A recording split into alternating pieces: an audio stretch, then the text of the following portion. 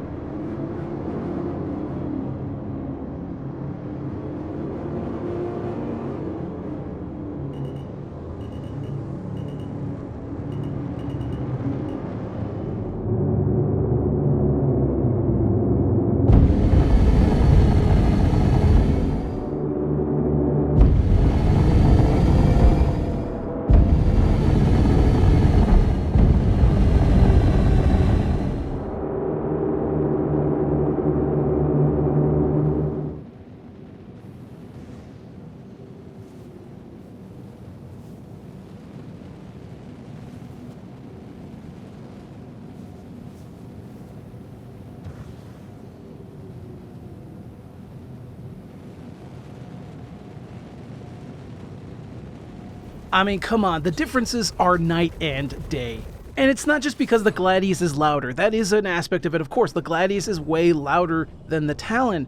But the reality is the way it's mixed and the way it's designed also makes you feel much more in tune with the ship as it's flowing around the battle space, or you're just flying it around in general. A lot of video game developers tend to make the mistake of thinking that we can only really perceive our games in two aspects. We can see and we can hear. The reality is we can have three ways of experiencing our games. We can see, we can hear, and we can feel. And part of the way a player can feel their game is through the audio. Remember that whether you're wearing cans or you have big speakers for your sound system when you're playing your games, watching movies, or even watching YouTube videos or whatever, all of that is causing magnets to push air towards your body, or in the case of headphones, towards your ears. All of it is vibrating off of your body or vibrating in your headphones and vibrating off of your eardrums. You're actually feeling the sounds of whatever it is you're enjoying. So this is the reason why the Gladius sounds so good in comparison to the Talon. It has really beautiful bass, so it has that really nice, rich low end. It feels aggressive and it feels like it just wants to go in and bite someone's head off, in comparison to the Talon, which is lacking a lot of those elements that really could set it apart. And this has also been the case for ship weapons for a long time. Let's be real, guys. Ship weapons in Star Citizen have been really lackluster.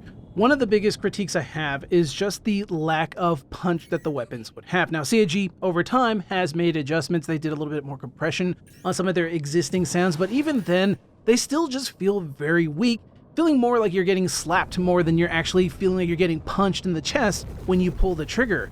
And that's super important, right? Because if your weapon doesn't have any punch, then it feels like you're just shooting spitballs. There's no point of shooting your weapon if it feels like it's not actually doing any damage.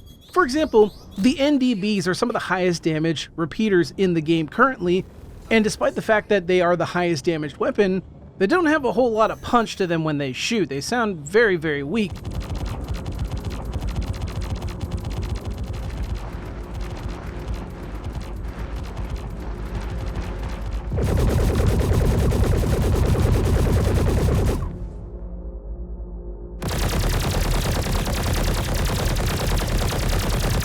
And I would argue, I know a lot of people love the attritions, I do too, I love the attritions as well too. I would argue, despite the fact that the attritions do an insane amount of damage, they also sound incredibly weak, especially when you compare them to the new Panther repeater sounds.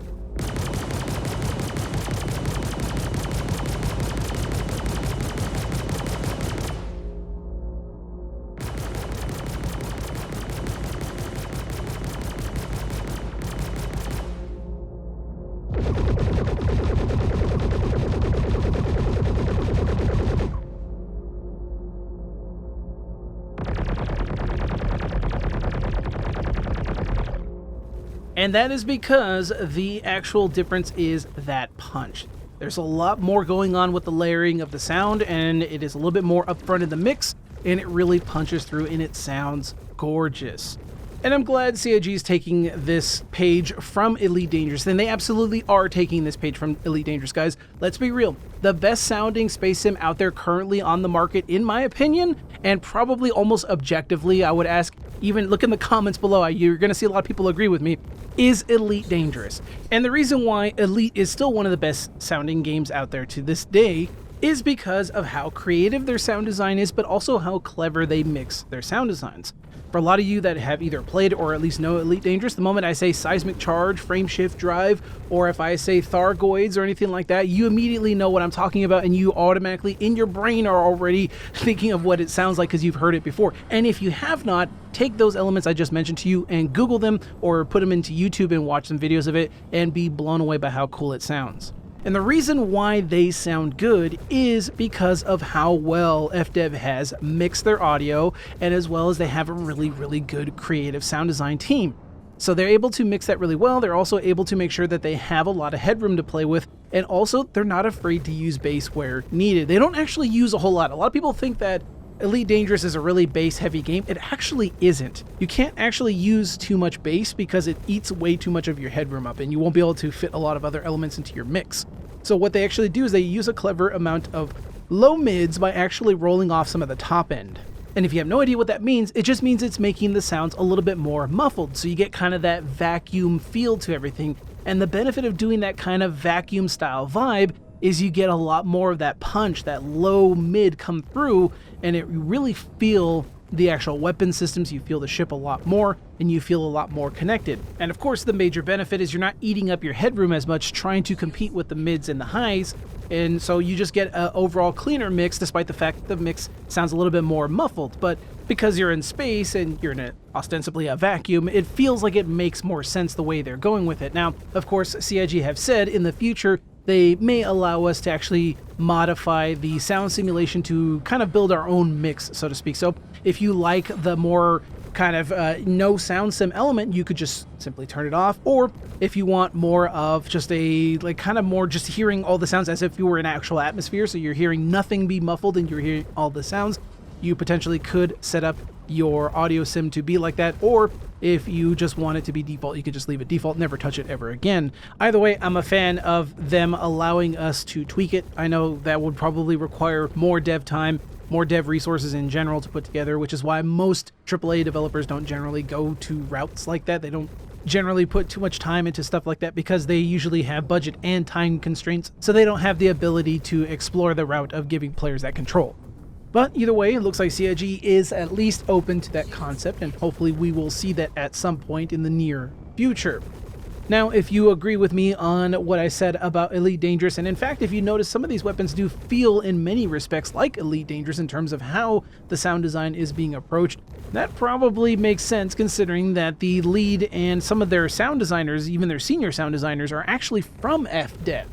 It really emphasizes the idea if it's not broke, there's no need to fix it, let alone try to reinvent the wheel all over again. Anyway, folks, I could talk about this stuff for hours. Obviously, audio is my main thing, but at the end of the day, we have to wrap up this video. We've been going on far too long as it is. So if you did enjoy this video and found it entertaining, please leave a like, as it really does help out the channel. And of course, consider subscribing if you want to see more videos like this down the line. And if you want to go a little bit more above and beyond, consider becoming a channel member like these fine folks right here, whose contributions help me out immensely when it comes to putting videos like this together for you all. Now let me know in the comments if you've been enjoying these changes to the sounds, if you like the actual recoil feedback that goes with it too. I know I didn't talk about it too much. I know a lot of people are saying they absolutely hate the recoil. Luckily, CIG does give you the option to turn it off. I, for one, absolutely love it. I love the visceral feel of my ship shaking underneath me. It feels like my weapons are actually doing damage. I love the ship feeling like a wild animal underneath me, both with the sound and the way the ship behaves and how the game plays out underneath. With all these elements kind of mixed together, it really feels like a visceral experience. And there's still a lot more that CIG can do to improve it. As you saw in the video, combat aspects are not 100% there yet. There's no explosions sounds still. For some reason, not all ships have their explosion sound effects working properly. Some of the impact sounds are still very weak and muffled. You can't hear it. You know, there's just a lot of the combat, especially when combat gets really hectic and there's a lot of stuff going on screen. You're really only hearing your ship and you're not hearing a whole lot of other things going on as much. So there's still a lot CIG can do to improve things, and there's still a long road ahead of us. But either way, let me know if you think this is the right direction and you enjoy it as well, or if you absolutely hate it and you disagree with everything that I said here. Let me know in the comments below and let's have a chat. But until next time, fly safe, and I'll see you all in the black.